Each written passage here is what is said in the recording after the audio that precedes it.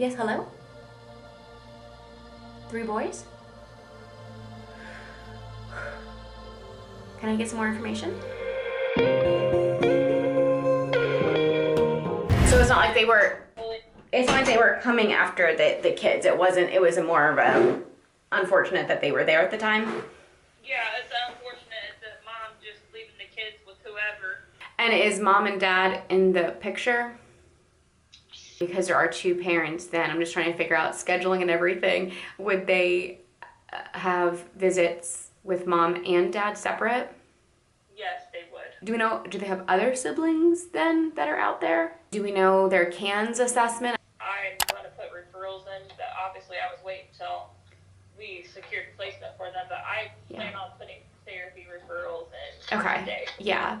And I would love it to be, if it's possible, to be school-based, because as much as I want them to make sure they have an education, it also would be nice, especially if they're going to have visits after school with mom, dad, and siblings separately days. It's going to be great if the therapy could happen in school. Okay. Do you plan on enrolling them in schooling in your area? Yeah. It's just for ease. I need to have them, get on the bus and get off the bus. And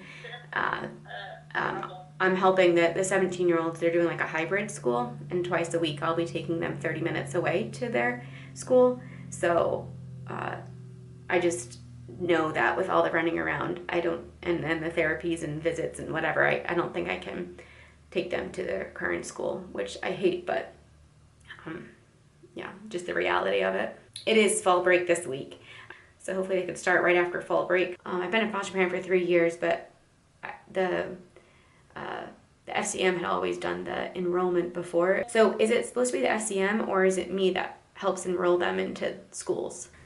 Your responsibility. I have a placement letter already for you. Okay. And some closed vouchers for the children. Oh, good. Okay. Currently, what else do you have for me? So are there any of them are medications or have behavioral needs? I don't think I have any other questions. I know my husband, he's always a yes, and I'm the one that thinks through everything, because I know that I'm going to be the one taking them to appointments and everything. So as far as like best timing, today would be 4:30. We could do as early as 4:30 today. I think my husband will be able to come back to like help me separate the beds and get the other girls' room separate. Ideally, if it could wait until tomorrow at noon, that would really help then, just to make sure tonight that it's all situated with the girls, and that, I can get all their stuff transferred, because they have a lot of stuff, and just make sure that they're all scheduled, situated before I bring in a bunch. Plus we'll have to set up a new bed a third bed in the boys' room. So sure. If it, I don't know. I do understand all that. Unfortunately, we couldn't wait another night. Okay. We're not really using Isaiah House as a placement. Okay. Yeah. They've already been there all weekend. Yeah. Much. Yeah, I know they went to an emergency shelter for like a day and a half too. So it's been kind of crazy for them. So yeah, I mean, we can take them at 4:30 today. It would just be a little bit chaotic, but we can make it chaotic. Yeah, and your home doesn't have to be perfect. I know that you guys are working on things. Yeah. So we can make that. It's like, if we don't get time to set up the twin bed tonight, we have a cot that a kid could sleep on for a night until we could, get the next bed set up and everything. Okay. Well, if you have any other questions or you think of anything else between now and then, this is my direct line. Okay. And what was your name again? Then do you know who their FCM will be? So we originally had this assigned to someone else, but we're looking at re-switching this just due to the conflict with the case. Yeah. As soon as I get that information, I will text that to Okay. you. Anything else, don't hesitate to reach out to me. Okay. Otherwise, I'll get to you at 4:30. We Okay. appreciate all you and your husband do. Thank you. Thank you. Bye-bye. Okay, bye.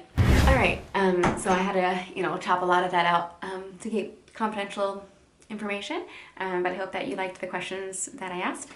And yeah, we're getting There's a sibling group of 4, but unfortunately right now with the 2 other kiddos we have, we're only licensed for 5, and it's just not really possible to squeeze in another right now. So we're getting 3 of the 4. The other one is already with a kinship placement, but just couldn't take all 4. But we're gonna be in like the same area, so then hopefully they can do sibling visits. Oh, I love comfort, and I love control, and foster care is neither of those things. So time to, stop filming, text Peter that these kiddos are coming. Excuse my appearance. I got 5 hours of sleep last night. We thought this was going to be happening, and we got, wind of it, but then it was like, okay, can this work? And we had heard that these 3 were going to be 2.5 hours away from their sister. So it's 3 boys that are coming, and they're going to be away from their sister. And I didn't like that. And so I was like, okay, well, right now we're at a comfortable spot with the girls, and I don't really want to disrupt that. At the same time, there's such a need, and we are very passionate about keeping sibling groups together whenever possible. And so here we go. Here comes a 10, 11, and 13-year-old boy. Very excited. I actually had a chance to meet them. Actually at the Isaiah 117 house, which I've shared about in other videos. I'm a volunteer there, and that's kind of how I got to know the story. That wasn't the plan going in, but when you see the need, it's really hard to ignore it. So I encourage you to get involved in your community. Maybe I volunteered at Isaiah 117 house or a foster care closet, and to just see the need. And as soon as you see it,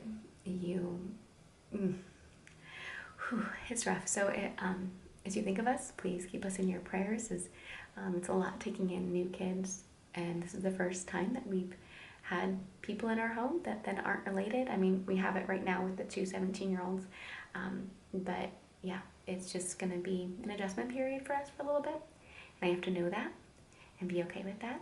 And thankfully, my mom is scheduled to come into town the next couple of days. Peter's actually heading out of town, and so thankfully my mom was already going to be coming because now I won't be so overwhelmed. I'll have some help, and it definitely takes a village. I'm about to send out meal requests. It's one of those things when I have like 2, I'm like, I can do it, but when I have 5, I'm going to get a meal chart going, and I'm overwhelmed.